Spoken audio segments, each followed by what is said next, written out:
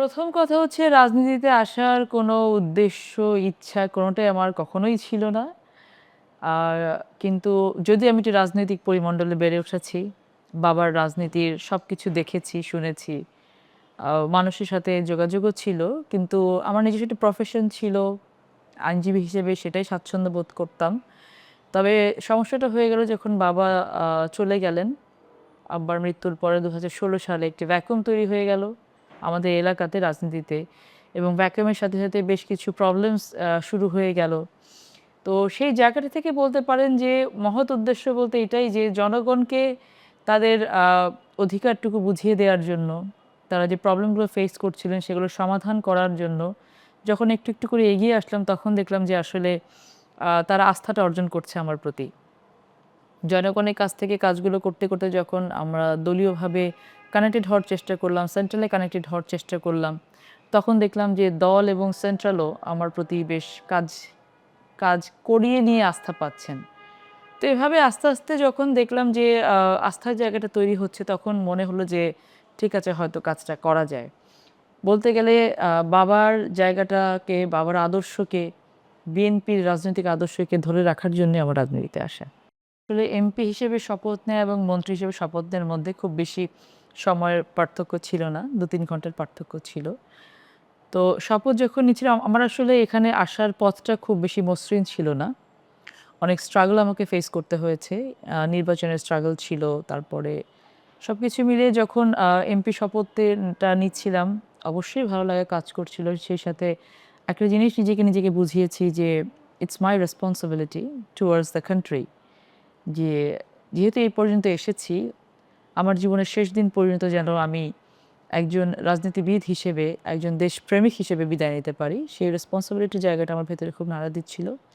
এবং obviously আমি সবার আগে ফোনটা আমার মাকে করেছি। বাবাকে করতে পারিনি। বাবা চলে গেছেন বহু আগেই। মাকে জানিয়ে তারপরে আমি শপথ নিতে গেছি এবং যখন আমি মন্ত্রণালয়ের দায়িত্বের শপথ নেওয়ার জন্য যখন কলটা পেলাম, তখন আমি আমার সবার আগে আমার মাকে কল করেছি, এরপর আমার হাসব্যান্ডকে কল করেছি। তো আ অনুভূতিটা আসলে এটা ভাষায় প্রকাশ করা যায় না। একটা অন্যরকম অনুভূতি ছিল। গর্বের অনুভূতি ছিল, ভালো লাগার অনুভূতি ছিল। সেই সাথে একটি দায়িত্ববোধের অনুভূতি ছিল। যে আল্লাহ তাআলা আমাকে যোগ্য মনে করলেন যে এরকম একটি দায়িত্বে আমি বসতে পারি এবং কাজ করতে পারি। আপনারা জানেন যে আইনজীবীদের কাজ কিন্তু ১২ ঘন্টার কাজ এট লিস্ট। সো একটা সময় যেটা হয়েছে যখন রাজনীতিতে একেবারেই অ্যাক্টিভ হয়ে গেলাম, তখন কিন্তু আমার রাজনীতি, আমার আইন পেশা এবং আমার পরিবার এই ৩ টের সাথে আমাকে সমন্বয় করতে হয়েছে। তো এখন এই রাষ্ট্রীয় দায়িত্ব পাওয়ার পরে তো আমাকে আইন পেশাটা একটু ছাড়তেই হয়েছে। ওখানে তো আমি আর কাজ করতে পারছি না। সমন্বয়টা করতে হয়, একটু কষ্ট তো হচ্ছেই। বাট আমি মনে করি যে আ এর আগের সমন্বয়ের জায়গা থেকে এই সমন্বয়টা আমার জন্য একটু সহজ হবে। আমার একটি মেয়ে, আ আ আমি একজন মাও অবশ্যই। তো সেই জায়গা থেকে সবকিছু গুছিয়ে করতে গেলে কিছুটা চেক অ্যান্ড ব্যালেন্স আনতে হয়। তো সেটা আমি করে আসছি দীর্ঘদিন যাবৎ।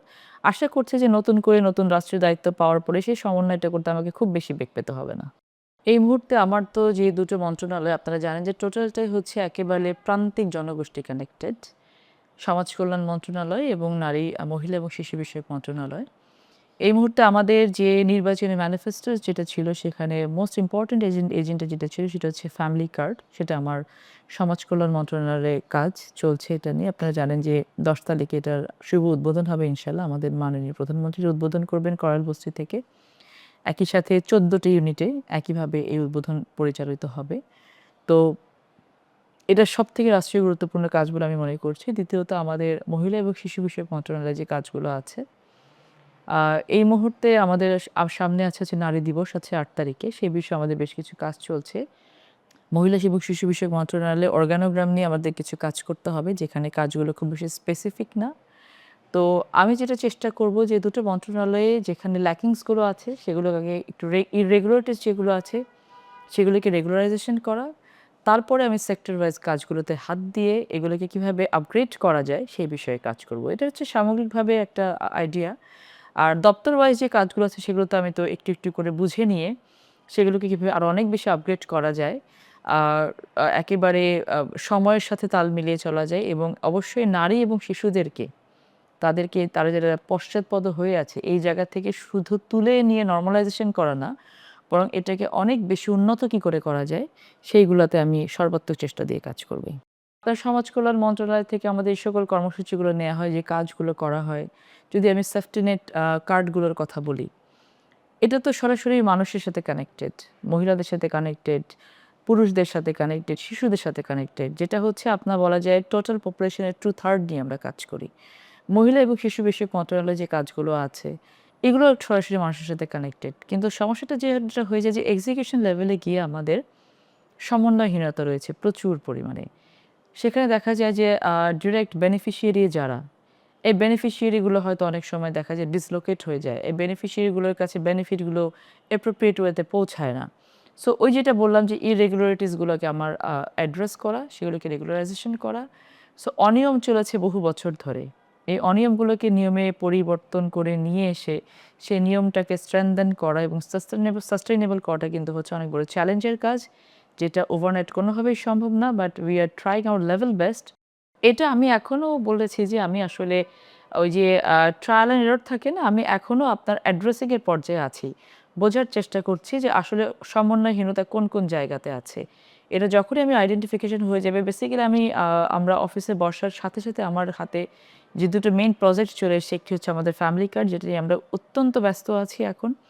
এটাকে আমাদের এজেন্ডা ওয়াইজ অ্যাপ্রোপ্রিয়েটলি G2P, মানে বেনিফিশিয়ারির কাছে পৌঁছে দেয়া, দুর্নীতির বাইরে গিয়ে, স্বজনপ্রীতির বাইরে গিয়ে, যেহেতু এটা খুব একেবারে ইউনিভার্সাল একটা প্রজেক্ট, টার্গেট ওয়াইজ না, সেহেতু এটা আমাদের সুযোগ সুবিধা আছে যে ম্যানিপুলেশন এখানে থাকবে না। তারপরেও আমরা অ্যাপ্রোপ্রিয়েটলি কিভাবে করতে পারি, সেটা অনেক বড় চ্যালেঞ্জ জন্য আমরা অন্যান্য জায়গাগুলোতে এখন হাত দিতে কম পারছি। ১০ তারিখে আমাদের হয়তো ইনোগ্রেশনটা, লঞ্চিংটা হয়ে যাওয়ার পরে আমরা কিছুটা স্পেস পাবো। তখন আমরা এই প্রজেক্টেরও এরর গুলো কি থাকতে পারে, কোন ওয়েতে না গেলে ভালো হয়, কোন ওয়েতে গেলে ভালো হয়, সেটা আমরা বুঝতে পারবো।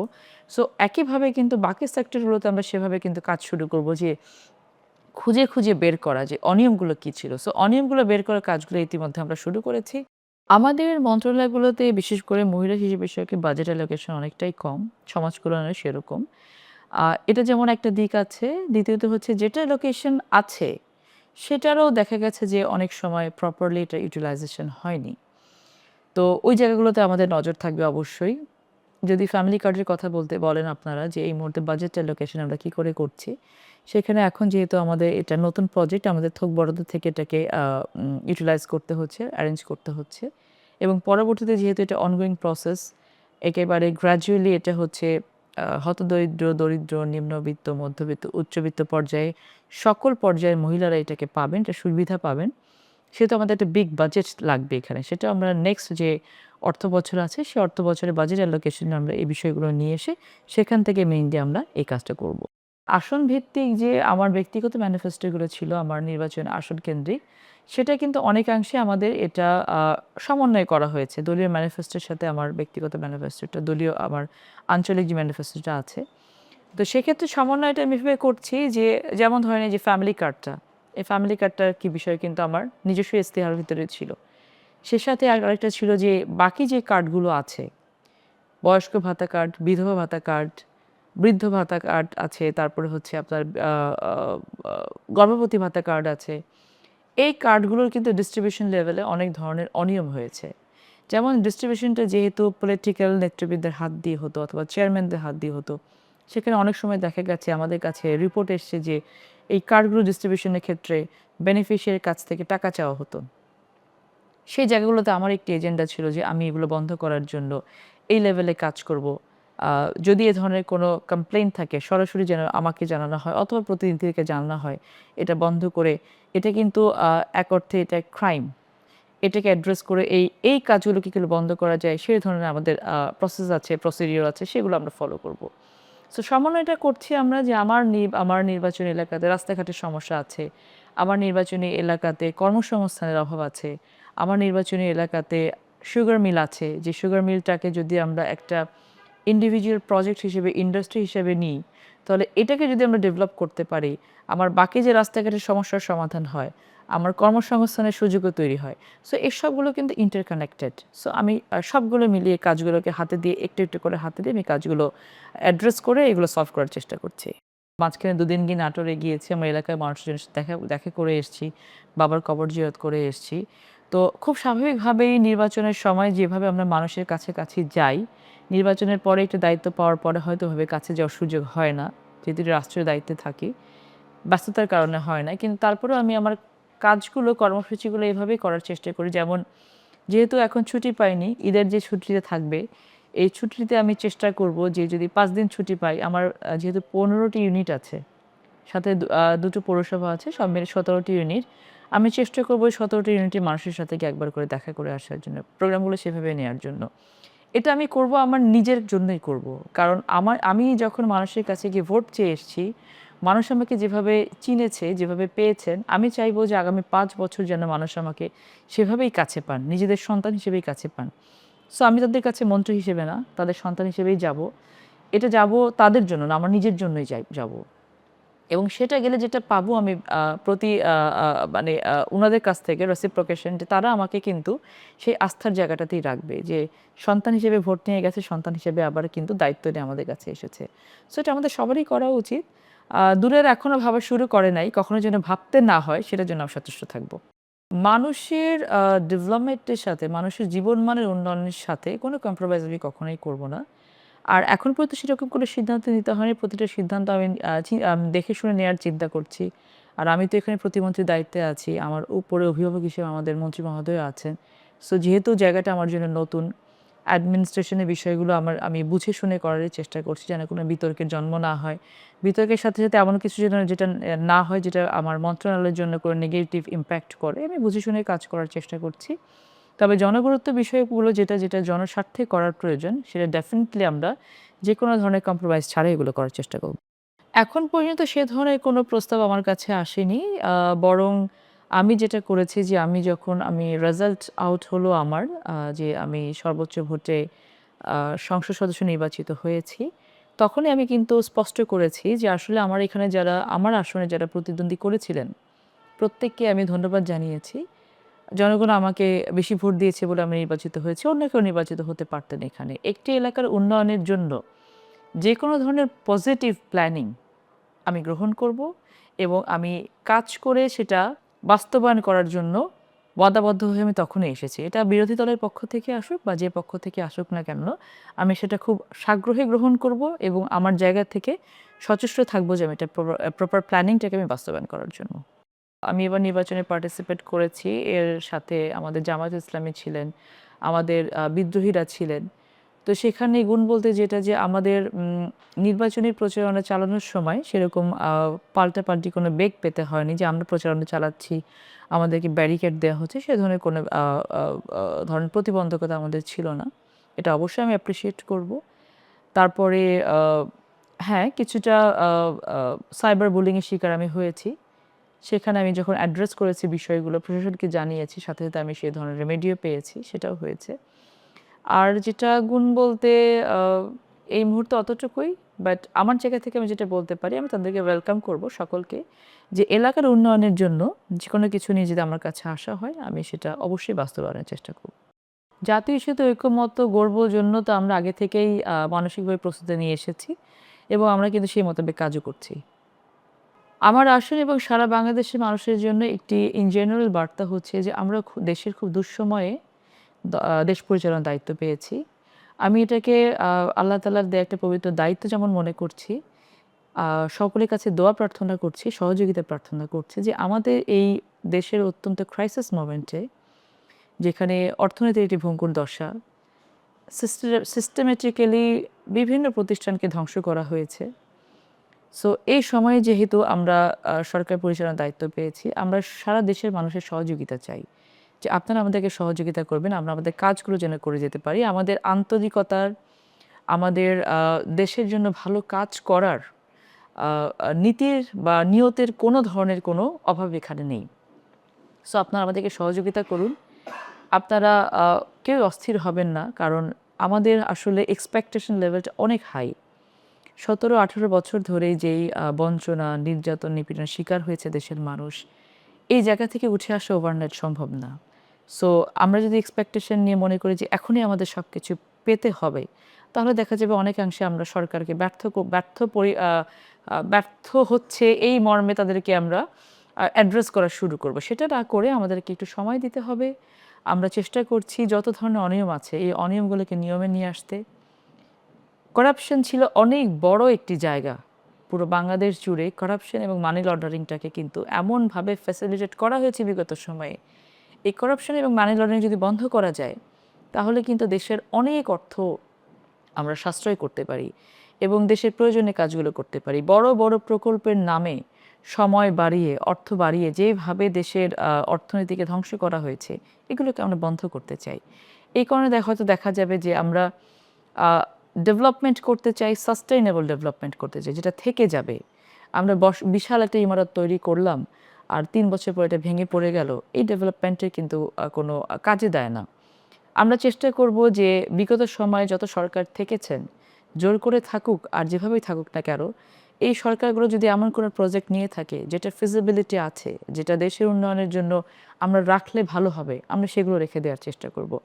অযথা আমরা টাকা খরচ করে বড় বড় প্রজেক্ট নিয়ে আই ক্যাচিং কোনো কিছু করে আসলে মানুষকে আর ভাওতাবাজির মধ্যে রাখতে চাই না। আমরা চাই যে সত্যিকার অর্থে মানুষের উন্নয়ন হচ্ছে এরকম কাজগুলো করার জন্য। এই জন্য দেশের মানুষের কাছে আমরা বার্তা দিব যে আপনারা নিজেরাও কিন্তু করাপশন আমরা একার পক্ষে বন্ধ করা সম্ভব না।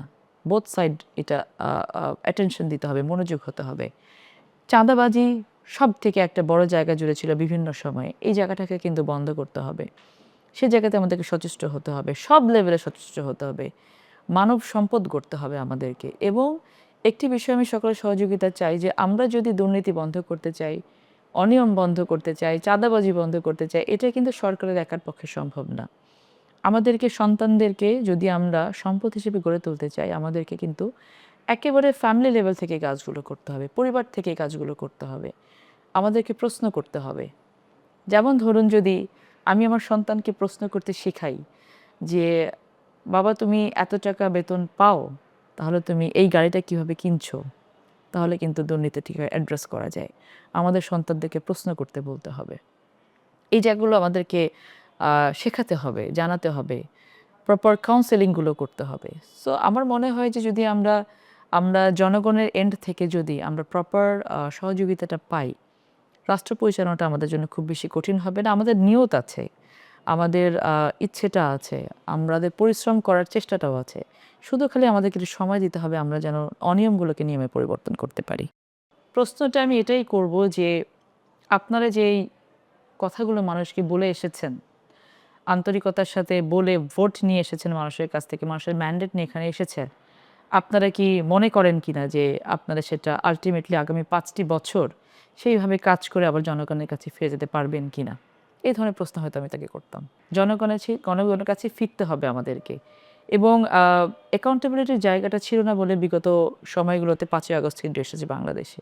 সো বাংলাদেশের জনগণকে আর কোনোভাবেই সেই ট্রমার মধ্য দিয়ে আমরা যেতে দিতে পারি না। ওয়াদাবদ্ধ হয়ে এসেছি, সেই ওয়াদা নিয়ে আবার তাদের কাছে ফিরে যেতে চাই, আবার আসতে চাই। ইন ওয়ান সেন্টেন্স এটা বলা যে সকলের আন্তরিকতা ছিল। এটা একটি নির্বাচন তো আসলে একার পক্ষে করা সম্ভব নয়। প্রতিটা স্টেক আছে এখানে। নির্বাচন কমিশন আছে, সরকার আছে, প্রশাসন আছে, সেনাবাহিনী আছে, যারা প্রার্থী ছিলেন তারা আছে, ভোটার্স একটা বড় স্টেক, হ্যাঁ? প্রার্থীদের সমর্থকরা থাকে। প্রত্যেকটা স্টেকের আন্তরিকতা ছিল বলেই কিন্তু একটি নির্বাচনকে উতরে ওঠা গেছে উইদাউট এনি ভায়োলেন্স, মানে খুব গ্রেভ কোনো ভায়োলেন্স ছাড়া, যেটা কিন্তু বাংলাদেশ ইতিহাসে আসলে বিরল ছিল। তো আন্তরিকতা থাকলে যে অনেক কাজ করা যায়, এটাই হচ্ছে তার একটি প্রমাণ। এবং আমি মনে করি যে ছোটোখাটো হয়তো কোনোখানে অনিয়ম হওয়ার চেষ্টা হয়েছে, হয়তোবা হয়েছে, যেটা খুব বেশি সিগনিফিক্যান্ট কোনো কিছু না। এবং এটা সকলের আন্তরিকতা ছিল জন্য এটা করা সম্ভব হয়েছে। আমার বাবা আমার সাথে ২৪ ঘন্টা থাকেন। মানে ছোটবেলা থেকে শুরু করে এই পর্যন্ত he was my best friend, he is my best friend still now. এটা এই কারণেই বলছি যে আমি কোন ড্রেসটা পরবো, কোনটা পরবো না, কতটুকু কথা বলা উচিত, কতটুকু বলা উচিত না, কখন খুব জোরে দৌড়াতে হয়, কখন থামতে হয়, সব কিছু আমার বাবার কাছ থেকে পাওয়া। তিনি যখন চলে গেছেন আমার মনে হচ্ছে আমার পায়ের নিচ থেকে মাটি চলে গেছে। এখন পর্যন্ত আমি কোনো সিদ্ধান্ত নেওয়ার সময় আমি চোখ বন্ধ করে চিন্তা করি যে তিনি এখানে থাকলে তিনি কি সিদ্ধান্তটা নিতেন, বা তিনি এই জায়গাটায় থাকলে কিভাবে কথা বলতেন। আমার সাবকনশিয়াস মাইন্ডে সবসময় তিনি থাকেন। আহ, আমার আজকে এখানে বসা, এখানে আসা, আমি যখন সমাজ কল্যাণ প্রতিমন্ত্রীর দায়িত্বপ্রাপ্ত হলাম, আমি যখন অফিসে প্রথম ঢুকলাম, আমাকে যখন বলা হলো যে দিস ইজ দ্য প্লেস যেখানে আপনার বাবা কাজ করেছেন, আমি বোর্ডে যখন আমার বাবার নামটা দেখলাম, আমার তখন মনে হয়েছে যে আমার বাবা আমার জন্য এখানে অপেক্ষা করছিলেন। উনি আমাকে বলছেন যে তুমি এখানে আসবে আমি জানতাম এবং আমি তোমার জন্য অপেক্ষা করছিলাম। আমার চেষ্টা থাকবে কি, আমার বাবা একটি দলের হয়ে তিনি একটি প্রতীক নিয়ে নির্বাচিত হয়েছিলেন বারংবার, কিন্তু তিনি সর্বসাধারণের নেতা ছিলেন। আমার এলাকাতে আপনি গেলে হয়তো শুনবেন এবং জানবেন, যারা যে কোনো কারোর কাছ থেকে জিজ্ঞেস করলে জানবেন যে সবাই তার নামে কোনো খারাপ কথা কেউ বলতে পারে না। তার কাছে গেছে, বিমুখ হয়ে ফিরেছেন এমন কোনো মানুষ নেই। এবং প্রত্যেকটা মানুষের সাথে এখনও যখন যাই, দেখা যায় তার একটি ব্যক্তিগত গল্প থাকে যে আপনার বাবার সাথে আমার এই স্মৃতিটা আছে। এটা বিরল। আমার কাছে মনে হয়েছে, আমি তাকে বলি হি ওয়াজ আ ম্যাজিশিয়ান। এটা সবার পক্ষে করা সম্ভব না। আমার বাবারা 4 ভাই ছিলেন। আমরা অনেকগুলো ভাই বোন কাজিনস একসাথে বড় হয়েছি। তো উনি দেখা যেত যে সপ্তাহের বাজারটা উনি নিজে করতেন। আমরা কে কখন স্কুলে যাচ্ছি, কে কখন কলেজ থেকে ফিরছি, এটাও তার নখদর্পণে ছিল। যেমন তিনি পরিবারকে সময় দিতেন, ঠিক একইভাবে তিনি মন্ত্রণালয়কে সময় দিতেন, একইভাবে এলাকার মানুষকে সময় দিতেন, যেটা আসলে খুব বিরল ছিল মানুষের জন্য। তো আমি চেষ্টা করছি সেই একই ধাঁচে নিজেকে ফেলার জন্য, যে তার মতো করে যেন সবকিছু আমি করতে পারি। আ বলতেন, শেষ সময়টা কান্না করতেন এবং বলতেন বিছানায় শুয়ে যে, "আমি আরেকটি বার যদি মন্ত্রী হতে পারতাম, তাহলে হয়তো আমি এই কাজগুলো শেষ করতে পারতাম।" যার মধ্যে আমার এলাকার বেশ কিছু উন্নয়নের কাজ আছে। আমাদের ওখানে উনি একটি স্টেডিয়াম করেছিলেন। স্টেডিয়ামটাকে উনি চালু করে রেখে যেতে পারেননি। রাস্তাঘাটের উন্নয়ন করতে পারেননি। অসংখ্য মানুষকে উনি চাকরি দিয়েছিলেন। আরো কিছু পরিবার ছিল যেখানে উনি চাকরি দিয়ে যেতে পারেননি। তারপরে আমাদের ওখানে ফায়ার ব্রিগেড করেছেন, ফাংশনাল করতে পারেননি। আমাদের সুগার মিলটাকে উনি ভালো একটি পর্যায়ে নিতে পারেননি। সময় পরিক্রমায় আরো অনেক কিছু কাজ এসে সামনে দাঁড়িয়েছে যেগুলো করার প্রয়োজন আছে আমার এলাকার জন্য। তো আরেকটি কথা তিনি বলতেন যে আমাদের ঢাকা শহরে থাকার তেমন কোনো জায়গা ছিল না। জায়গা ছিল না মানে, আ মন্ত্রী যখন থাকতেন বাবা, তখন তো সরকারি বাড়িতে থাকতেন। এরপর যখন থাকতেন তখন ভাড়া বাসা খুঁজতে হতো আমাদের। তো যেহেতু আমরা একটি যৌথ ফ্যামিলি ছিলাম, প্রায় ২০-২৫ জন মানুষ একটি বাড়িতে থাকা। দেখা যেত যে অত বড় ভাড়া বাসা পাওয়া যেত না। পরবর্তীতে বনশ্রীতে বাবা একটি বাড়ি করেছিলেন। তো ওই একই বিল্ডিং এ সব চাচারা, চাচাতো ভাই-বোনরা মিলে আমরা থাকি। এখনো ওখানেই থাকি।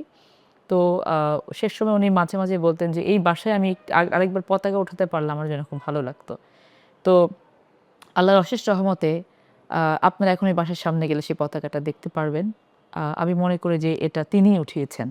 তার ইচ্ছেটাই হয়তো পূরণ হয়েছে। আল্লাহ তাআলা তার অসমাপ্ত ইচ্ছেটা পূরণ করেছেন এবং তার হৃদয়ে যেই অসমাপ্ত কাজগুলো দেশের মানুষের জন্য ছিল, আমি মনে করি যে আল্লাহ তাআলা আমার হাত দিয়ে সেই কাজগুলো আবার পূরণ করবেন বলে আল্লাহ আমাকে এখানে নিয়ে এসেছেন। আপনারা খালি দোয়া করবেন আমার জন্য যে আমি যেন তার সম্মানটাকে সমুন্নত রাখতে পারি এবং আমাকে দেখে যেন মানুষ বলেন যে ফজলুর রহমান পটলের মেয়ে তার মতোই হয়েছেন। এতটুকু হলে আমার জীবনে আর কিচ্ছু চাওয়া থাকবে না ইনশাআল্লাহ।